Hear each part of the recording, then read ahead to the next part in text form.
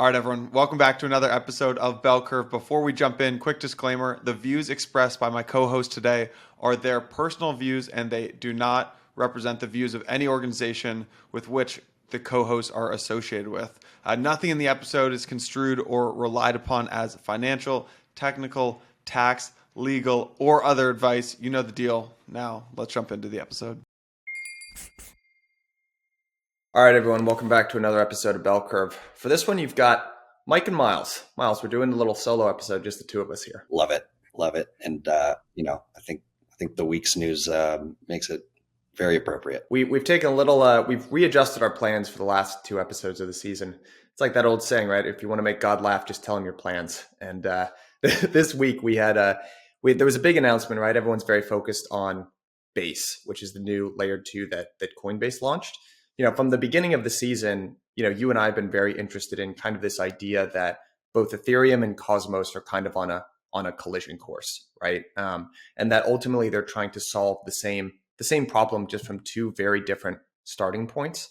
So, in addition to the Base announcement this week from Coinbase that's being built kind of on a version of the OP stack, there's also a kind of a rebrand that Optimism has done. So they're now talking about this thing called the Superchain, right? That's what they're calling it. I think from our standpoint, it kind of looks like this idea we've been really curious about, which is this app chain or app space thesis playing out on Ethereum. And we actually created some slides here for all of you to kind of visually walk you all through this. So I'm going to try to share my screen, but do you want to kind of explain, Myles, while I'm struggling with technology, like what is this idea of the super chain here? Like why has Ethereum or has Optimism kind of rebranded to this? Yeah, I think, as we've talked about this collision course idea before, which is that, Ethereum and Cosmos are both building towards a future with app specific block space. And I think the super chain is a version of really what the Cosmos thesis is also trying to achieve, but sharing a common security layer in Ethereum, L1, right? And so this is, somewhat of an admission or really embracing the idea that there are going to be, thousands of app specific block space, or app specific chains. And, I think a big part of this rebrand is calling them chains now instead of rollups.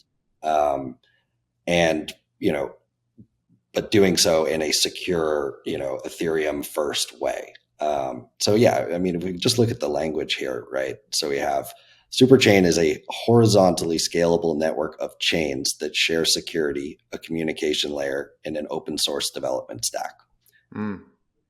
Two out of the three of those things sound exactly like the Cosmos thesis, basically. You have the Cosmos SDK is an open source development stack that, allows a lot of these chains to interact more frictionlessly together because they share certain standards. A communication layer that sounds very similar to a communication standard that IBC provides.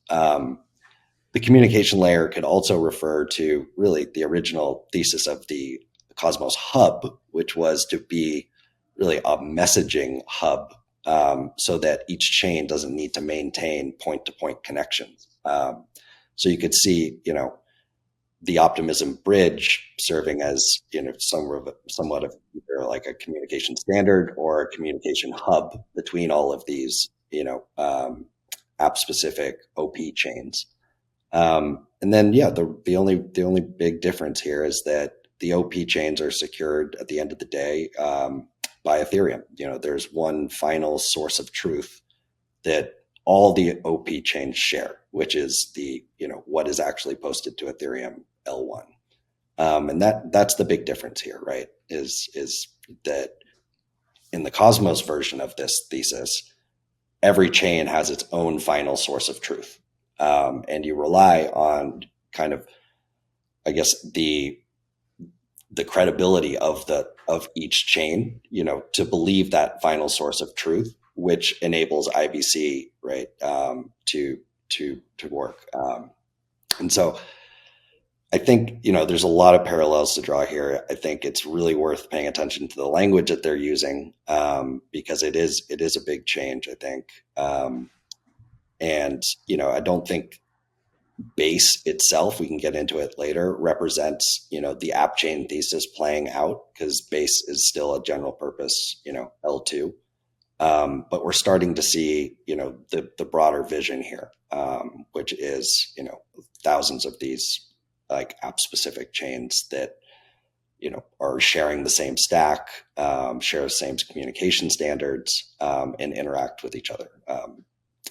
So I see a lot of parallels here. I think it's kind of, you've historically seen sort of example of this as well. And this is not meant in, in a derogatory way at all to Ethereum, but definitely elements of, sort of some of the focus and new ideas that get birthed in kind of the Cosmos ecosystem have kind of found their way into the Ethereum roadmap here. And I'm not sure this represents total sea change, but again, it's really hard to ignore this language here that even is being used right on the Optimism website to basically indicate what this is. I would point out one more thing if you go back to that last slide, just in terms of ideas from Cosmos being ported over. So the new revenue model that rewards application developers for the fees that their chains generate. I could be wrong, but I believe I saw that was taken from Canto, which is a new, fairly recently launched chain in Cosmos that is, basically intends to reward developers for use of their smart contracts by paying them a portion of the gas fees that are used, that leverage the contracts they develop. So you have, the broader vision, I think, is kind of being ported over here. The broader, like the main tools that make this possible are being recreated, not ported over. And then some of the, the more nuanced pieces like this revenue model for protocol developers, you can see that's getting mapped over as well. Here's the thing about, you got to hand it to them. Look at this branding and look at that word, the Superchain. What a powerful meme that is. This is one of the things that I think what I would kind of call, and this was, kind of, I think your sort of framework for looking at it, just give credit where credit is due, but it's kind of like that core Ethereum kind of group, right? There's ETH as a brand, and that's very closely aligned probably on the DEX side with Uniswap and on the L2 side with Optimism. They really do get, how to disperse a compelling message and a good meme. You're going to see probably a bunch of memes about the Superchain, where really the Cosmos version of this is the internet of blockchains. But I want to get into some of the more specifics here. And again, I apologize if you're not looking at video, but just to kind of describe what we're looking at here, these are a couple of diagrams basically of a high level version of the Optimism sort of model, right? And what you're seeing is a big purple bar on the top, Ethereum. Then there's a connector, smaller bar, Optimism bridge, and then you have a bunch of vertical kind of OP chains, OP chain 1, 2, 3, 4, etc. And then on the right, you kind of have the Cosmos version of things, which on the bottom, you've got one block, which is networking consensus. That's kind of Tendermint. There's communication rails, which is ABCI. And then there's an application layer, which is the Cosmos SDK, and a smart contracting layer, the Cosmosm. Myles, can you kind of last thing actually on the Ethereum or the Optimism diagram is this cross-chain messaging protocol. So Myles, maybe could you help kind of connect this diagram on the left? Where does Base kind of fall there? Where does Optimism mainnet fall? And just kind of give us an overview here of what we've got going on. Yeah, absolutely. And so this is still very early. We still haven't seen what this looks like, so that we could be wrong here. But essentially, I'd see, to answer that question around where is Optimism mainnet and where is Base, I think that those are, OP chain 1 and OP chain 2. And I think they are just sort of laying the foundations for what can be built on top that enables this, broader vision to play out. I think that they, basically serve as an onboarding tool through Coinbase. And eventually I think, Optimism mainnet will transition to more of a communication hub, similar to Atom. But just to give like maybe a higher level overview of what the similarities are here, is you're giving developers a set of out of the box tools that enable them to build their own blockchains securely and interoperable with each other. So with the Cosmos stack, you have Tendermint, which gives you networking and consensus engine right out of the box. So you have the tools, but you still need to go obviously recruit your own validator set to run this software, and the security of your networking and consensus layer is based off of your own token, right? And so that maps over basically to Ethereum L1 to some extent. So that's not really part of the OP stack, but the OP stack does have sequencers, which do play a similar role to validators, in terms of ordering transactions and sending them to Ethereum L1. And so you get those out of the box. You could still have to either run that sequencer yourself or recruit a network of sequencers to run a multi-sequencer network, or you could potentially rent security from a shared sequencer network, which I think we can get into later. Mm-hmm. And then on top, you need a set of modules, a set of tools that basically, every single developer who wants to build their own OP chain or their own Cosmos chain, they're not reinventing the wheel. They've got, the core capabilities right out of the box that they can plug in. But you want to make them modular enough so that they can plug and play, different configurations. They can take whatever the out of the box version is and, customize it more for their use case. And so, the goal here is basically with both stacks, is to reduce the amount of time as much as possible from, start of development to launch. And then once they are, launched, give them, a set of tools that allow these chains to communicate with each other. Because that to me is the big missing piece here. And so, yeah, it's interesting. I think we were talking about this all season long, but they're really, Ethereum and Cosmos are building towards the same shared vision, but have very different starting places. And so, I view the OP stack as Ethereum now, trying to build their own Cosmos SDK, right? And instead of this is for allowing, lots of L1s to use this same stack. These are all going to be L2 chains or rollups, as we used to call them. And then on the Cosmos side, they basically really focused on the interoperability, the IBC piece. They've built out, the Cosmos SDK has tons and tons of modules, which, the more people use it, the more, app chain developers that adopt it, they start contributing themselves. And so there's lots of network effects there. And yeah, but at the end of the day, these stacks are basically just to get to, enable developers to get to from 0 to 1 as fast as possible. And they both are, they both achieve that in different ways. So we're going to get into some more details of, sort of what is in that stack, and kind of compare the OP stack versus the Cosmos SDK. But before we do, I think one other highlight that's just worth flagging and mentioning is, you and I have kind of laid out this gosh, I'm blanking on the word for it, but this spectrum, right? Where you've got kind of a full stack app chain like Osmosis all the way over here on the left. And then kind of like a roll app layer 3 on the right here on Ethereum. And then there's something like kind of Celestia in the middle, which is a more modular approach. What we're talking about here is kind of laying the base. These are all just, to be totally clear, generalized block space layer 2s, right? So this isn't necessarily that layer 3 yet, although we'll get to a slide later on where they're specifically saying that that's a problem that they're trying to solve for. I think another, just something to highlight, the approach that Optimism has taken that's a little bit different from some of the other folks that we've spoken to, such as Sovereign Labs, certainly, but also Celestia, is they're highly aligned with Ethereum, right? There's, it's all over their language. it seems like from a developer standpoint, they're really trying to make it as easy as possible for Ethereum developers to build on Optimism as well. Whereas especially the Sovereign Labs has taken the approach where it doesn't really matter sort of the base L1 that we plug into. We're kind of a one size fits all. It's just a very different kind of strategy for scaling this part of the stack. It plays into the BD side as well, right? Because I think the goal of this rebrand is, when you think of Ethereum scaling, you think of Optimism. When you think of the future of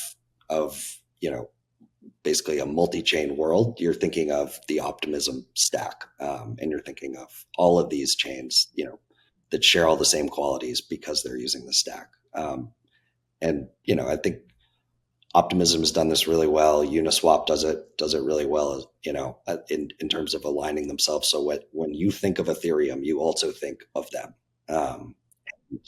That's very different from Sovereign Labs and very different from the Cosmos approach, which is really bottoms up and focusing on, it's called Sovereign Labs for a reason, right? It's focusing on sovereignty, right, and embracing that. So yeah, I think that's an interesting point there. Yeah. And I think the trade-offs, if I was sitting in the seat of, Preston, who we spoke to last week, or maybe Ben, right, who's the leader at, or one of the co-founders at Optimism, is, on the Ethereum side of things, you plug into distribution, right? You have access to, or first of all, you kind of have to inherit the shared security of Ethereum. So it's not something you have to worry about, but it's also, you kind of plug into this sea of users. But the challenge, right, is obviously if Ethereum were to slow, or adoption doesn't go along the path that they wanted, or there's some kind of technical reason why the chain was less feasible than we think it's going to be today, then they're limited, right? Sort of they've kind of tied their fate to Ethereum's. Whereas the approaches of let's say a Sovereign Labs, you are not limited, right, to the success of the layer one, but also you do kind of lack that pipeline and funnel into users, right? And it's just we'll see how each of those two things trade off. But that's the way that I would be thinking about kind of the trade off. And but like, I'd love to get your thoughts on that. But also, before we go to the next slide, I do want to get your thoughts on this kind of cross-chain messaging, which could be kind of one of two things. There actually was. This is the much less likely, but there was a paper that the Ethereum Foundation published, I think back in September or October of this year, which was, what would IBC on Ethereum look like? So that's certainly the messaging solution in the Cosmos ecosystem.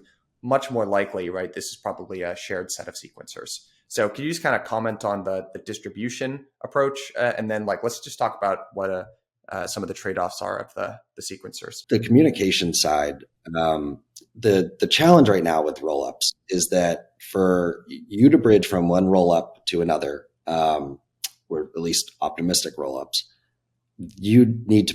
There's basically a challenge period of, I think it's anywhere up to 7 days before your transaction is guaranteed to be on basically valid. And then you can bridge over to that other rollup. So you're still going down to the L1, basically to the Ethereum bridge contract on L1, waiting for that challenge period, and then going up to OP chain 2. And so I think ways that they can get around this, it does lead. I think the most obvious route is to have basically this shared sequencer network, so that the different rollups, if they use the same sequencer, they can trust each other, right? The whole point of that 7-day period is because there's one sequencer that knows the truth on one rollup. There's another sequencer that is not willing to directly trust that other rollup, and so it has to wait basically for their ultimate source of truth, which is L1. Ethereum L1, to tell them, okay, it's totally valid. So where I think this starts playing out is, definitely a shared sequencer network. And then, potentially this, idea of these L3s that settle to, Optimism mainnet or settle to base. That's another way that, you could get around this, without having to wait like the 7 days. So yeah, I think that there's a lot more, work to be done there in order to make that multi-chain, super chain future possible. Whereas, with Cosmos, every chain is its ultimate source of truth, right? And Right. so as long as you trust that other chain, you can trust what they're telling you via IBC. And so, yeah, I think that that's kind of the biggest missing piece here, and the biggest question I have is, can they figure out a way to, replicate the benefits of IBC, between L2 to L2 to L2, or is this really going to look more like, is there another layer missing in this picture where most of the, super chains, or most of the OP chains in the super chain world are actually L3s? That to me would make, a lot more sense. This is just more of a market structure question here, but I am very curious to see like how many of these OP chains are really necessary, right?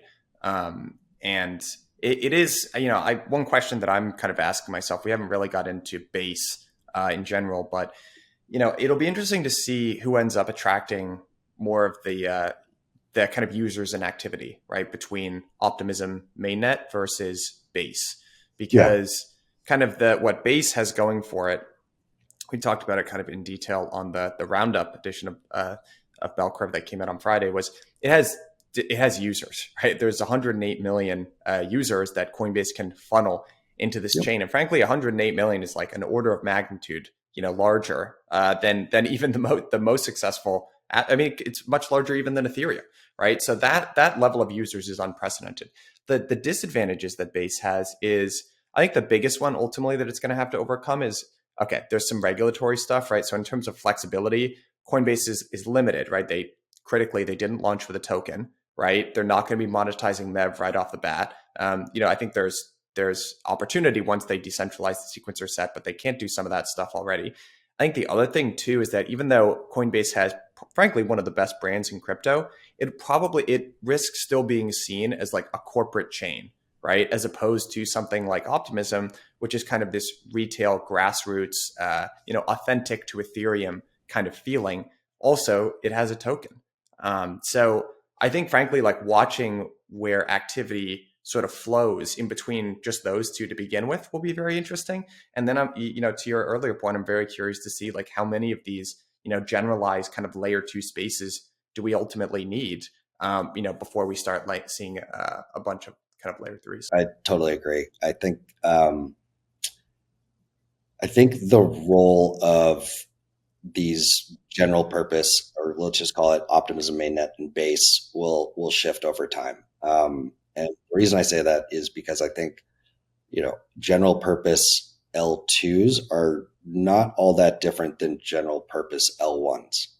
Once they get, a ton of users and traction, and specific applications that are, dominating that activity, will, eventually want to move to their own space because they'll deal with congestion, they'll deal with fees, they'll, still be, you're kind of struggling with value capture. You don't basically have your own app specific environment, right? And so I think that the role of Optimism mainnet and base will be, basically serving as the easiest place to stand up a smart contract app, find PMF, iterate, and then eventually move to your own L3.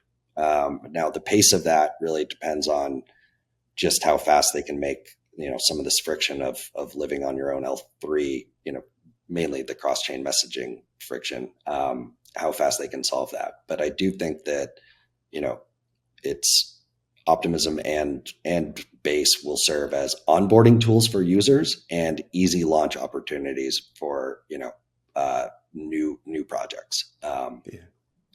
But over time, I think that, they will shift to being more of like a communication hub between the different L3s, that they can all leverage. Yeah. So I want to bookmark that exact language they use, a communication hub, and I want to return to that later. But Yeah. next, I kind of want to go into what actually is the OP stack. So again, if you're following along via video, you'll bear with me here. We'll like kind of describe these different layers. But basically, what we're looking at on the left of this chart is kind of all of the different layers of the OP stack, which at the top, starting at the top and then going down, there's the governance layer, there's the settlement layer, there's the execution layer, the derivation layer, the sequencing layer, and data availability. They've also got different sort of solutions. In the governance layer, there's kind of multi-sig and then this broad OP, right, which sort of governance module. In settlement, there's attestations. There's also, these are proposed, right, so not in stone, Canon and ZK proofs. Execution layer is the EVM. Derivation layer is there's rollups today. There's a proposed indexer. Sequencing layer is Optimism. And then I guess, this is the Circle Optimism. That's a decentralized, network of sequencers in Optimism. Data availability, Ethereum, and then EIP 4844. On the right, we've got the Cosmos kind of stack. And that's where we've got consensus and networking, which is Tendermint. Then there's the ABCI into this sort of application part. There's the Cosmos SDK at the center. And then around it, sort of in this fanning out is you've got staking, slashing, IBC, and governance. All the SDK modules, basically. Yep. Right. Exactly. So how do you kind of, compare and contrast these two stacks, Myles? Yeah. So, I mean, first of all, the Cosmos stack is truly the full stack, right? Where the OP stack is basically plugging into existing parts of, the full stack, which includes Ethereum down at the very bottom of the base layer, right? And so, maybe starting with Cosmos, they've, basically give you a way to, a consensus and networking engine for at the bottom. Obviously, you're not inheriting any security, so that is only as valuable as the validator set that you can recruit and the value of your token. Then they're giving you basically the SDK, which is a set of application modules. And what's not shown here is Cosmosm, which is a virtual machine similar to the EVM. And so, I think the Cosmos SDK, the Cosmos stack really did start from scratch here. And that's why it has taken a long time to build. Whereas the OP stack, is leveraging a lot of existing tools like, leveraging the network effects of the EVM. It's not saying we're going to build a new VM. It's saying we're going to port basically what all the apps are using already. There will be, the OP stack. What's really being introduced here is like the sequencing layer. I think that's still, giving a set of tools to have different options for how you want your rollup or your chain to be handle sequencing. That's a big piece of this, I think. And you're basically trying to, again, make it as easy as possible to get from 0 to 1 here. I do think that the OP stack is reusing a lot of what Ethereum has given it, and that's why it is so aligned with Ethereum as well. But maybe it's, I think, important here to talk about like why a shared stack is really, really powerful. Before you go through that, like one idea, because I think I know where you're going with that, and I want to pick apart one difference that I sort of see in the stacks. Like, we've spent a lot of the conversations about in this season. There's been an extreme focus kind of on the execution layer, right? And the OP stack, like very noticeably, right, on this diagram, there's kind of, there are multiple different either solutions that exist today or proposed solutions, but around the execution layer, there's just the EVM, right, which we know, has its own set of limitations. And this to me gets at kind of the cultural difference here that you might not even see reflected in sort of the technology, which is Cosmos has been kind of laser focused on day one, right, for the product, whereas Ethereum has approached it from very different kind of challenge set. So it's just interesting to me to look at, even if you go to the Optimism website, they say kind of they see Optimism mainnet really concentrating around kind of the data availability layer and being much more loose and vague around the governance layer. And you see that reflected in kind of the dialogue from people who are deeply involved in ETH or scaling in ETH. They're always talking about these kind of data availability sort of questions. In Cosmos, it's very different, right? The governance is much more contentious and dramatic, as we kind of saw from some of the proposals this week, or maybe it was last week.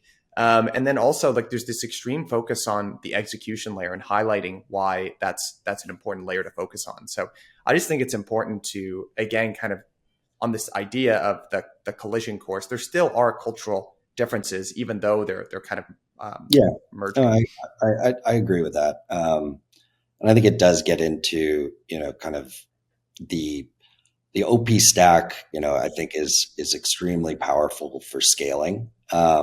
And I think the Cosmos stack is extremely powerful for really deep innovation, where innovation that is only possible when the chain understands what's happening at the application layer. And so, we've talked about this a little bit, but these are things like, true full stack privacy through threshold encryption or other sort of encryption mechanisms that really require a dedicated validator set, or things that again, like have to happen at the validator set, like DYDX's order book matching system. Right. Right. And that to me is where I think it will be interesting to see where, what sort of decision an application developer would make when they're looking at, okay, I basically get all the scaling properties I need through building on the OP stack. I get all the users, right? So maybe that's a good place to start. And then at a certain point, will they run into any sort of, I would say, inability to innovate to the product because they don't own the full stack? I think that's where it will be interesting to see just how many chains, how many products need their full chain, need to own the full stack basically in order to deliver what they want. Yeah. And that's a limitation of no matter how exciting this and this is, right? I think Optimism and Coinbase, they deserve a huge pat on the back. This is amazing news. But also, that is still the limitation of this particular designed architecture, right? If you have a shared set of sequencers, there isn't that understanding or this idea, and that's kind of Sunny and Dave were talking to us about what your validators can do for you, and having the validators at the very base of consensus understand what's going on the application layer. But I sort of interrupted you before. You were kind of talking about I think kind of starting to get into the original role of the hub here, and I want to maybe tee this up by this is the very first FAQ, right? Which is what happens to Optimism mainnet, right? Because this is where they launched the Superchain. And in their words, the Optimism mainnet isn't going anywhere. And for now, it's business as usual. In the long run, we envision it as an important coordination hub, one of the most critical pieces of the Superchain. So yeah, that wording is pretty interesting. Can you kind of get into, I think it would be good to kind of do like a little bit of a history lesson about the hub and what its original intended purpose was. Because when I read this, I immediately, and I also was thinking about with base in mind, my mind immediately went to the Cosmos hub and really the role of the hub. And the role, I mean, just as a little history, right? So the Cosmos, had an ICO, which was, got funding basically to build out all of the parts of the Cosmos stack to help grow the Cosmos ecosystem. And the specific role of the hub at that point was to be really a messaging hub, so that each of the chains did not need to maintain point-to-point connections and take on that risk, and instead could, basically connect to the hub, and then from the hub they can route to any other chain that's in the ecosystem. The hub's other role was really user onboarding, because the hub was the, Atom, the token, is really the only Cosmos ecosystem token that was listed on centralized exchanges. And, I see Base and Optimism mainnet playing a similar role here.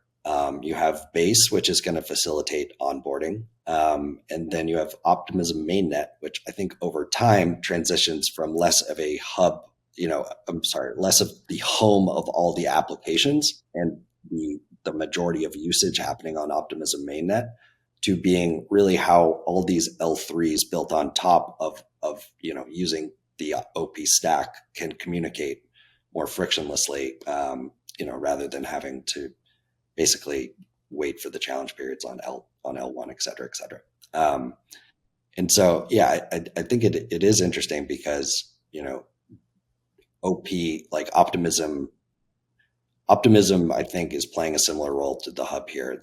Their original role was basically to build out the stack, and eventually, facilitate communication between all these different chains that use its stack. And Base is kind of filling that role of being the onboarding tool, by having, going to users where they are. One question that I have for you is, kind of one of the challenges, right? Initially, is kind of this idea of value accrual. So even when I hear you describe, Base as being kind of the onboarding, but eventually, right, these application developers, the one that are successful, once they've gotten kind of the easy onboarding and they've gotten the users and the distribution that kind of this Optimism Ethereum pipeline give them, eventually they'll kind of want more control of the application, move to the L3.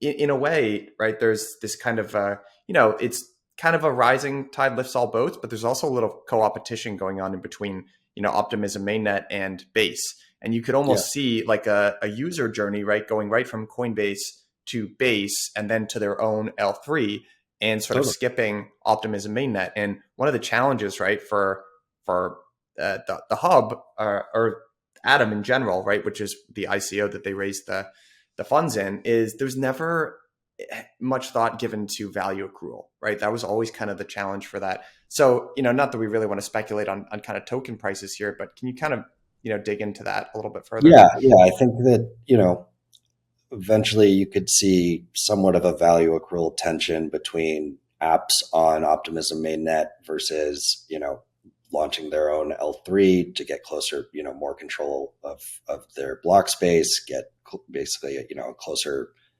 relationship with the user, I would say, by having your own L3. And then, okay, so what is Optimism? If Optimism isn't really, the home of all this activity that's driving, like where the actual apps live, that's driving, transaction fees and all the normal value accrual methods, what is it going to be? And I think that's kind of where Atom found themselves, or the hub found itself over the past year or two, where, the majority of all the activity, right, is not, the hub doesn't do anything, but the activity is, on these different app chains. And the app chains turned out, to prefer point-to-point connections for the most part. So the original thesis around being, like the messaging hub, there's really no value accrual, and it wasn't really playing out here. I could see Optimism kind of being at a similar place at some point, but the big difference is if it is, all these L3s are using Optimism mainnet, as a shared communication layer, that there probably is some, some MEV there that Optimism will have, or Atom never will have that. And so, I think there are parallels, but, the role is really to build out the stack, right? Find a way to onboard users, and then let the application developers, basically take these tools and continue to innovate on it themselves. So I think that's the other piece here that will be interesting is, when these, similar to the Cosmos stack, how the app chains are now sort of the biggest contributors to the stack, to the Cosmos SDK. When did the L3s start contributing to this as well? Because that's when the network effects really pick up, when it's not all on Optimism and their team to, drive this forward. Your biggest users of the stack are also the ones that are continuing to innovate. I think that's really kind of what we've seen in terms of the network effects of the SDK. And if Optimism succeeds here, then that's what they will, start to happen on that side. Can we maybe dig into that idea more on sort of the network effects that accrue to these SDKs that get escape velocity? It's something that we've been talking about quite a bit this season, and one of the things that stuck out to me about the launch of Base is that they said they've considered launching a chain twice before in the past, and one of the analog that I'm sure that they were looking at was Binance Smart Chain, right? And that was actually originated in the Cosmos ecosystem. So you kind of described like, give us again. You're having you be our a little history lesson here again, but just on kind of the experience that Binance has had with its smart chain. I think that stuck out to me too, because I actually didn't know that they had considered launching their own chain before. And I'm sure that they were looking at Binance and saying, look at all this activity, and it's like actual, it's not a truly decentralized blockchain, but it's closer to, onboarding users to decentralized applications than just letting them speculate on coins within a centralized exchange, right? And then so they have to figure out, okay, if we're going to launch our own blockchain, what's the best way to do it? And with basically going back to BNB, they took the Cosmos stack with Tendermint and the SDK on top, and basically forked it, and then built basically a mini EVM chain that is secured by just I think like 20 or 30 validators, and then they used a fork of IBC to bridge in between those two. The two chains. And, I think it stuck out to me that they chose to, take this open source software, rebrand it as their own, and then really kind of just forget any sort of alignment to the Cosmos community. Mm-hmm. What ended up happening, earlier this year, or maybe it was last year, was that, the Binance bridge was hacked.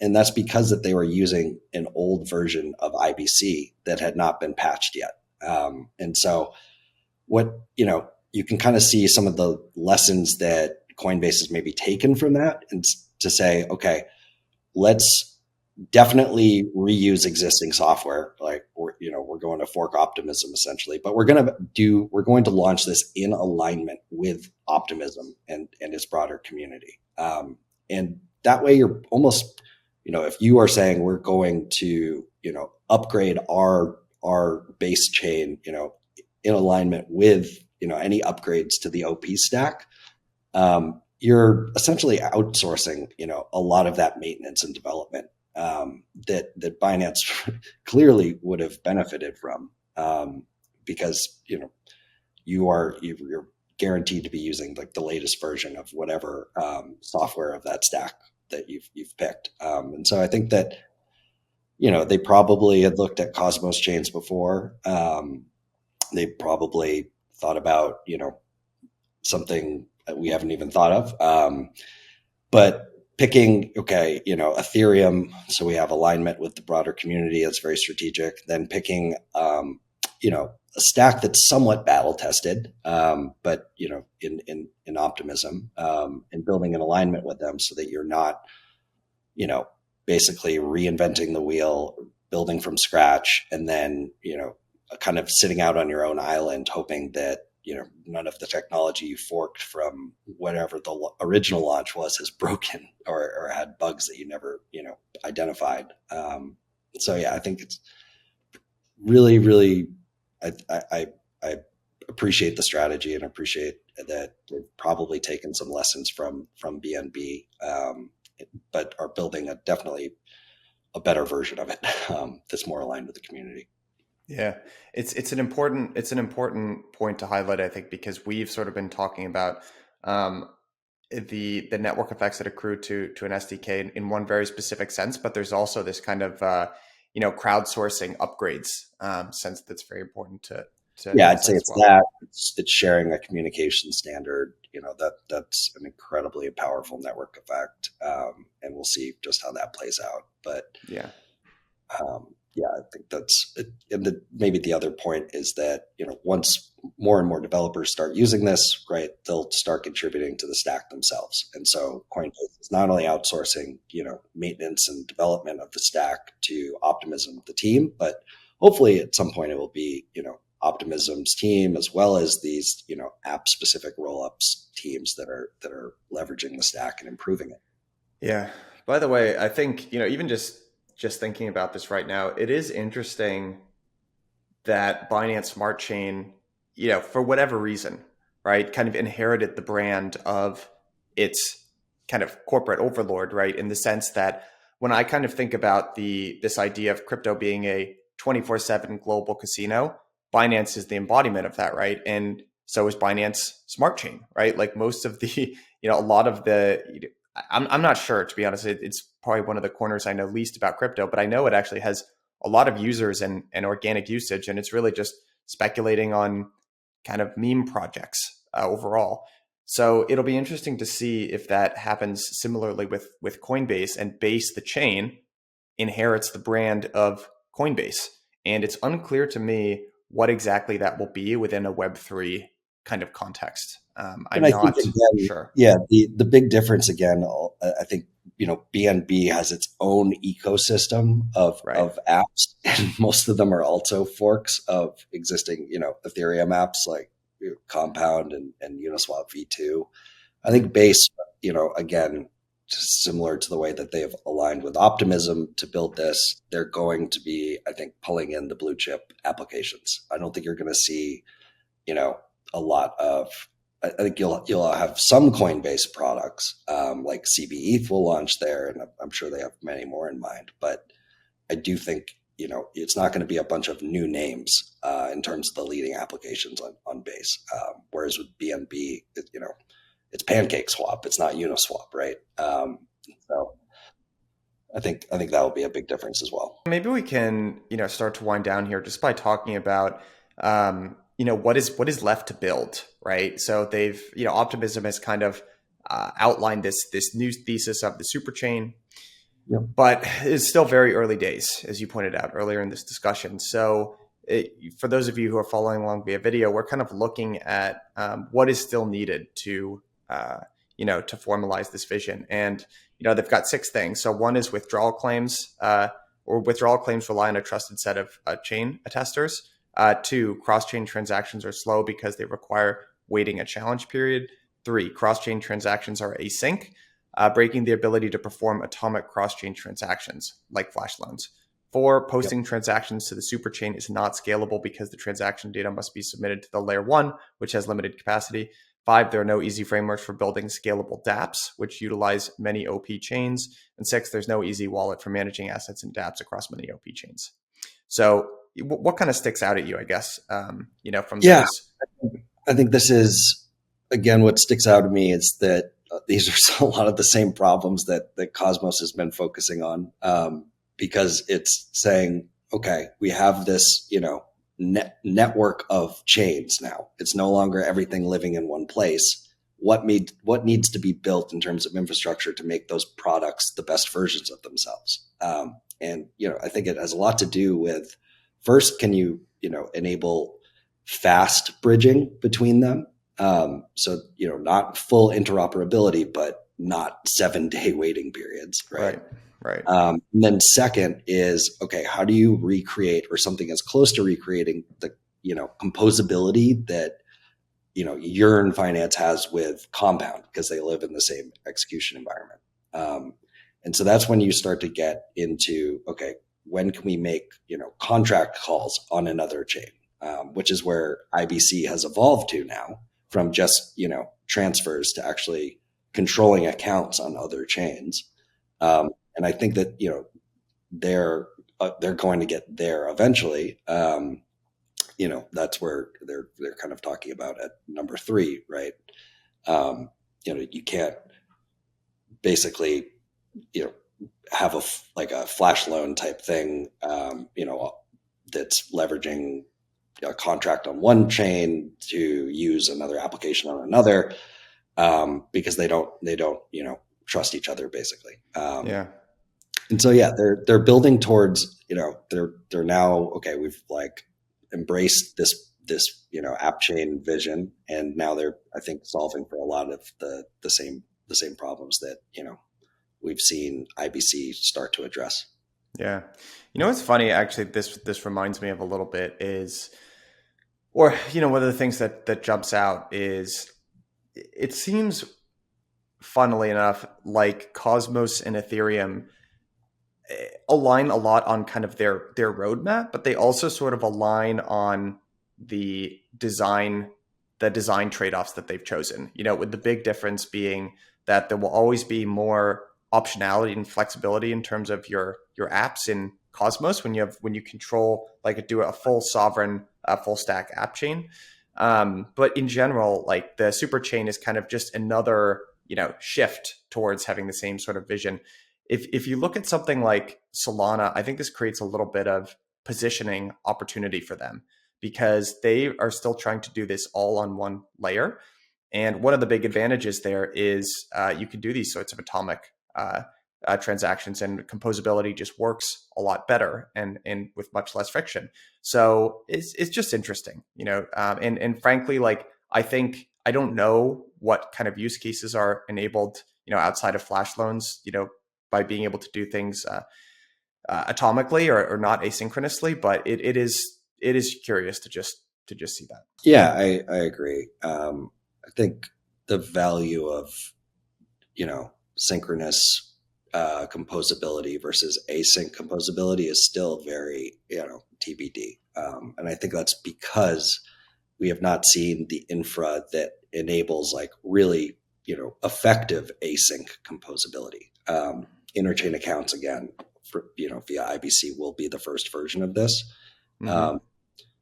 But yeah, I do see what you're saying in terms of a positioning opportunity for Solana. If they can keep the chain stable, then they should lean into this basically and think about what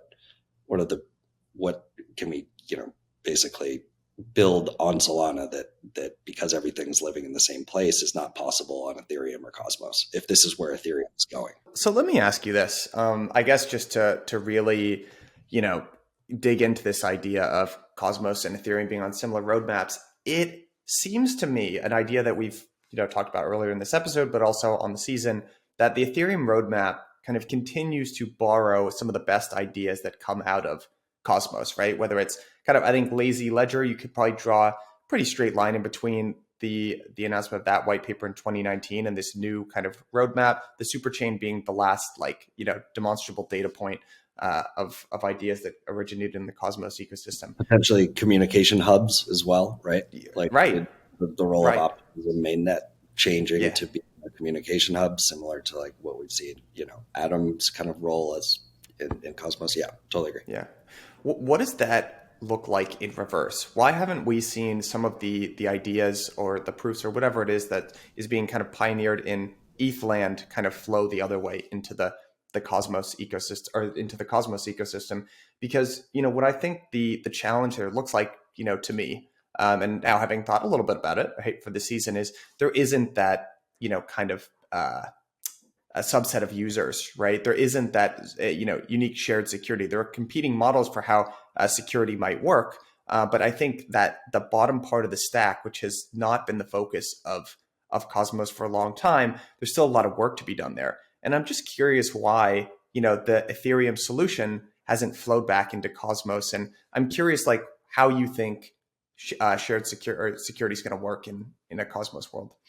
I think I would push back a little bit on that because I do think that some concepts from Ethereum are now, taking hold in Cosmos.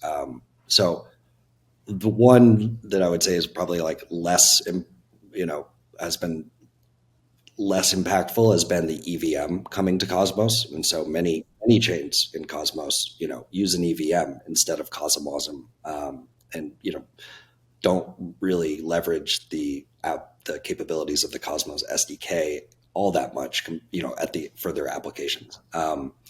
The other piece is, I think, a lot of the shared security concepts from Ethereum are coming to Cosmos. And so, you're starting to see with consumer chains on the hub, which I believe is up for a vote right now, whether for that hub upgrade. You're starting to see, the concept of, hey, maybe as, a early stage app with no users, we should, rent security from a highly, a high market cap chain like the hub. Find PMF and then decide if we really, really, need our own validator set. I think mesh security is part of that as well, but definitely a more bottoms up view. But in general, I would say that, the reason it hasn't really flowed, a ton of ideas have not flown, in the reverse from Ethereum to Cosmos is really because I think, things are built on Ethereum with, L1 consensus, censorship resistance. That is everything is being built, in a way that is still valuing that the most, right? That ethos, that design choice sits at the center of a Yeah, lot. they're almost finding ways, to build in like powerful applications in spite of that design choice, right? Right.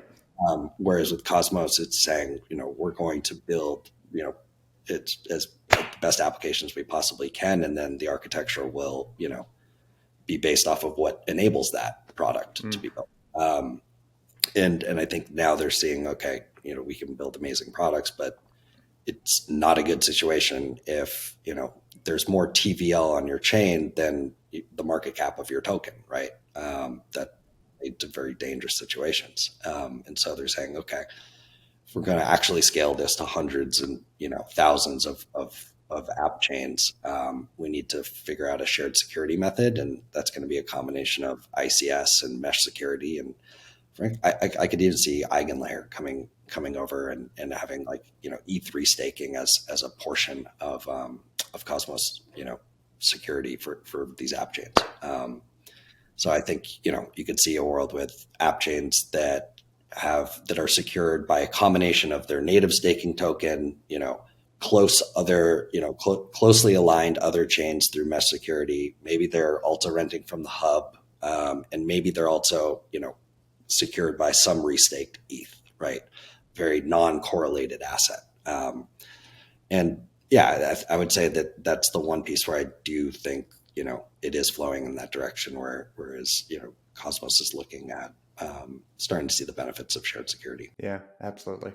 Well, it's just, it's very timely, right? That this is sort of rolling out at the same time that you and I are kind of thinking deeply about it this season. I think it will be validated when we see a big Ethereum application or maybe just a lot of new applications being built as L3s. I agree. Still want to make that distinction that, Base and Optimism mainnet are effectively general purpose chains, right? And they're building the stack to enable a future with thousands of app specific chains or sector specific chains. But I think that, I don't want to confuse viewers because Base is not, an app chain itself. Mm-hmm. So whenever we get Uniswap L3 on Optimism, that's when we can say we were right. Yeah. And it's fun. I mean, Daniel Elitzer wrote a piece about this, why UNIchain is inevitable. And, he was sort of viewing that he had a bunch of arguments, right, for why Uniswap might want to have its own chain. And the kind of discussion was, well, maybe they'll go over into the Cosmos ecosystem when really there's sort of a door number 3 in that scenario, which is to launch their own layer 3 on ETH, built on either Optimism or some other sort of solution. And that makes a lot of sense because they're already so aligned with kind of that core Ethereum community that I think leaving that would feel pretty silly. I agree. I totally agree. And I think that a lot of apps will have that same line of thinking. And then the kind of decision point will basically be something like where DYDX was, and they were saying, well, okay, we still can't make this like product without our full stack, right? Or if it's like something like that, right? Where you get, because you are getting a lot of the benefits of an app chain with an L3, but there's still going to be a category of, or a bunch of types of capabilities that, require a full stack app chain. But yeah, it's a powerful value prop, right? Basically get as close as possible to the benefits of an app chain, but you don't lose alignment with Ethereum. You don't have to pay for security. And you still have all this, all of these tools from the OP stack that you can leverage. So you're not, basically creating a new blockchain or roll up from scratch. It's fascinating. I mean, it's just, and I guess probably the best way to conclude this is just, congratulations to both Optimism and Coinbase. Pretty brave move of them to do this, especially especially launching at a time when, regulation is kind of front and center for them, certainly. And it kind of seems like they're under attack from a bunch of different vectors. Like, this is just very cool. Also, it's that, that 108 million number that is a big number. And, even if you look at, I made this observation in the roundup, but also I'm not trying to pick on them, but MetaMask has like 6 million, daily active users. I mean, there's a huge, might be monthly actually, but yeah, that's a huge difference in scale here, right? If Coinbase is only successful in moving even a small portion of users into this layer 2, I mean, it's still huge. Then I could not agree more. They're really leaning into kind of, the evolution of their role in the ecosystem, right? From being just, facilitating the speculation of this technology to, being a core part of how people use the technology. And so I think, hats off to them. Totally agree. All right, partner. This was a fun one. Hope you all enjoyed.